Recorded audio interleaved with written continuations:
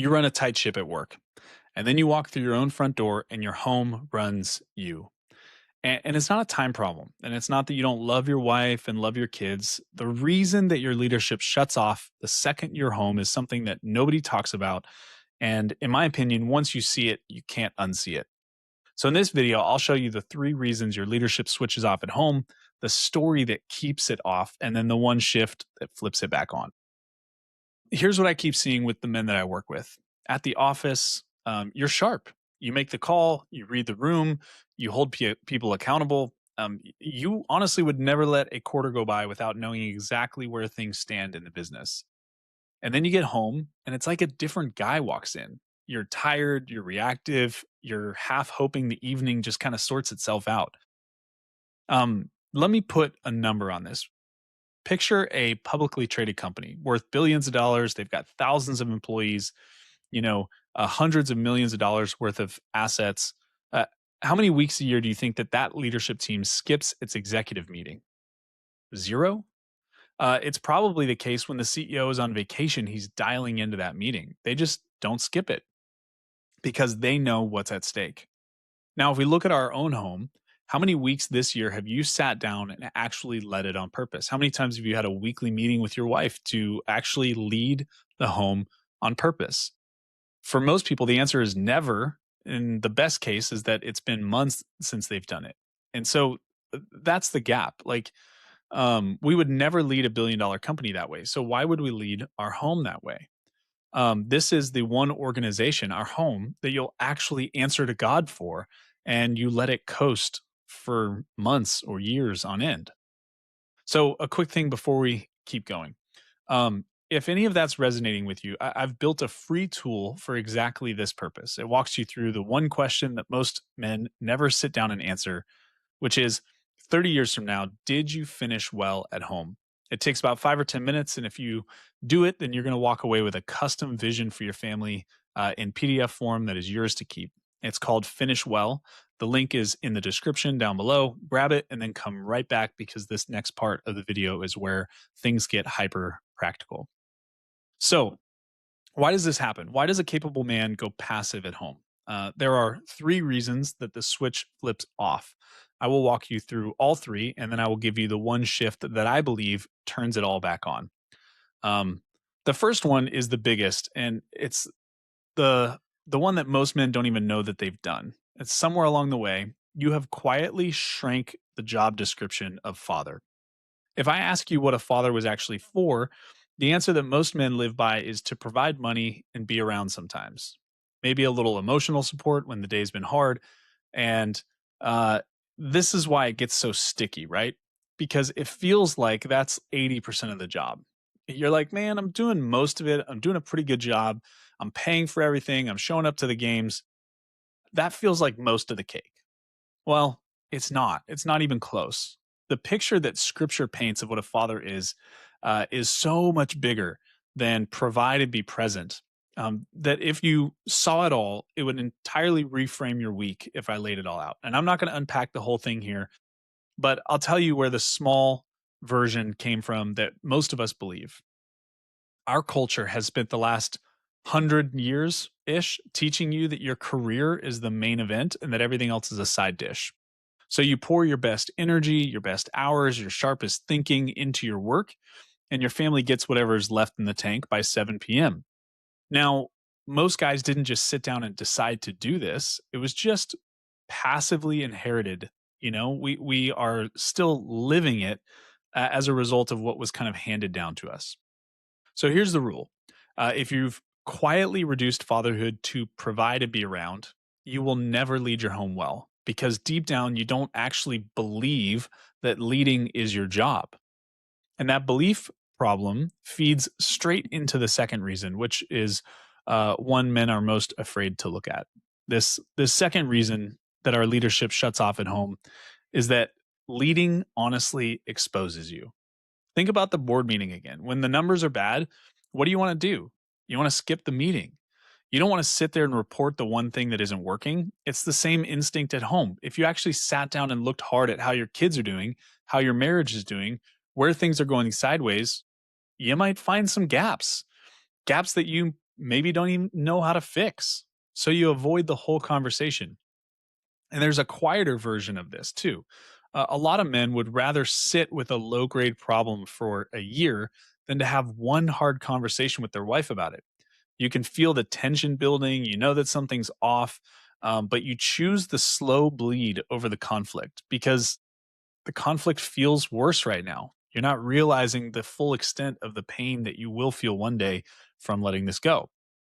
And I mean, I'll be honest, I'm not above this. There's been whole stretches where I let things slide at home for months because sitting down and dealing with it felt like it was harder than just living with it. And so, every couple of years, my wife and I, we look up and we realize, man, we have not really been doing these things this year the way that we said we would. And we're just getting pulled along by the current of the calendar. So I'm not talking down to you. I'm just describing something that most men fight with, myself included. So here's the rule that you want to follow on this one. Every problem that you avoid at home, you are choosing to keep. You're not making it go away by avoiding it. You're just paying for it on a longer plan with interest. Now, these first two reasons are about you. The third one isn't only about you, and it's the one that basically nobody talks about. The third reason is that you were trained for this and there's a force working against you. So let's start with the training. We were all discipled into a reactive, entertainment driven version of family. We probably grew up with dinner in front of the TV, weekends that are mostly about kind of logistics and getting, shuttling kids from one sport to the next. And nobody ever sat you down and said, here's how you lead a home. Like, I never got that training.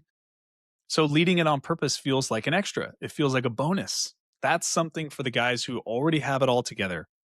But it was never a bonus. It's your actual job. You just never got handed the job description. And that's one of the challenges in the church today. But I'd be lying to you if I said that this stopped at bad habits because there's more going on than just culture and developing bad habits in the home. There is a real adversary, and the family is one of his favorite targets. If you look at the last 400 years, this wasn't an accident, it was a strategic tear down by the enemy, and you can trace it. It all started with the intellectualism of the Renaissance and Enlightenment, putting human reason over God's design. You run that forward and you get feminism and the slow pulling apart of the family and marriage and children and intimacy. They all used to be one thing and they got separated one piece at a time until now you can be married without having children. It's just a perfectly normal thing to do. You can have sex without marriage, and the value of all three keeps draining away. And lately, many parts of the church have made peace with it. They've been embarrassed by the plain idea that God put the father in charge of his home. A husband and a wife are genuinely united around God's vision for their home. And if we are living that out rightly, then it's a terrifying thing to the enemy because that's exactly what God designed. And it's exactly what the enemy wants to disrupt.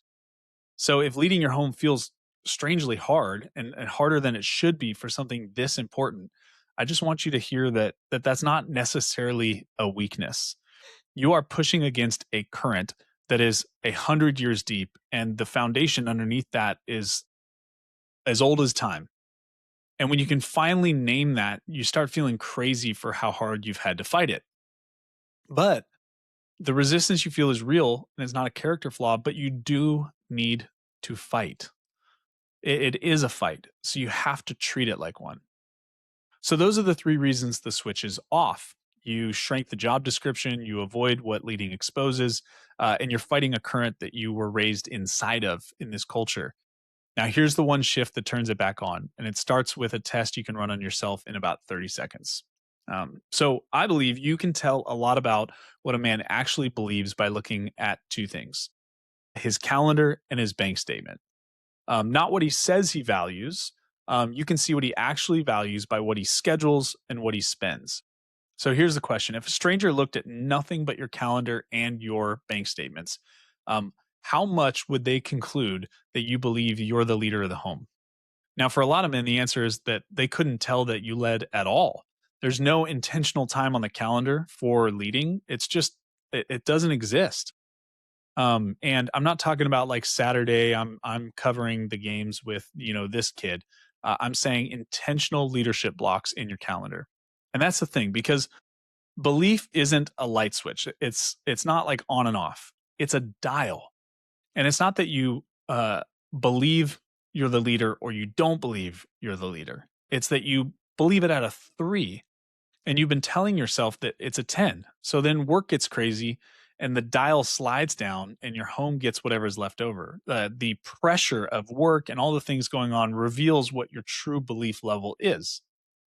So here's the shift: fatherhood is the glad assumption of sacrificial responsibility, it's radical ownership. The buck stops with you. A CEO whose company tanks doesn't get to stand up in front of the board and blame all these bad hires like his, new CMO and all that. It's still his company. It happened on his watch. And your home works the same way. It runs on whatever you tolerate. And the moment that you actually own that, not with a load of guilt, but with real ownership, things start to move. Because what you're doing is then you stop waiting for the home to fix itself or to just kind of iron itself out over time. You start leading it the way that you already lead everything else. You're already the leader of that home. You have to accept that. You have been the leader the whole time. The only real question is whether you're going to act like it and where you're actually leading people. Now, one trap I want you to avoid as we kind of wrap up these ideas is do not try to fix this in one heroic weekend. You can't. You didn't create it in a heroic weekend. You can't undo it. Months of being passive or years of being passive don't get undone by a big Saturday when you call a family meeting and announce it's a new era. Like, that's not leading. That's a burst of motivation and it's going to burn out and wear off by next Wednesday. You've done this probably several times already. So, this gets rebuilt the way that anything real gets built: small reps on the calendar every week until it becomes who you are. Okay. That's it. 3 reasons your leadership switches off at home: you shrank the job description, you avoid what leading exposes, you're fighting a current that you were raised in from this culture, and one shift that flips it back on. You own it. You decide the buck stops with you and you put it on the calendar and you start leading intentionally. Whatever brought you to this video, it all comes back to one question most men never sit down and answer. I was talked about this earlier. 30 years from now, will you have finished well at home? That's the question. So I built a free AI guided tool that helps you answer it in about 5 or 10 minutes. It shows you where your family's actually headed right now. And it names the blind spots that are going to trip you up that you're not seeing. And it helps you build the vision that you actually want, the one that's clarifying instead of guilt inducing.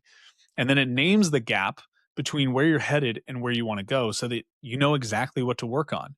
You walk away with a custom vision PDF for your family that's yours to keep. I called this the Finish Well Guide. So it's in the link below. Don't let another year quietly coast towards an ending that you don't actually want. Go jump into that right now. And if I put words to something that you've been carrying, I post these videos and this content for men who are done being great everywhere except for the place that matters. So subscribe, join us, and until next time, rule well.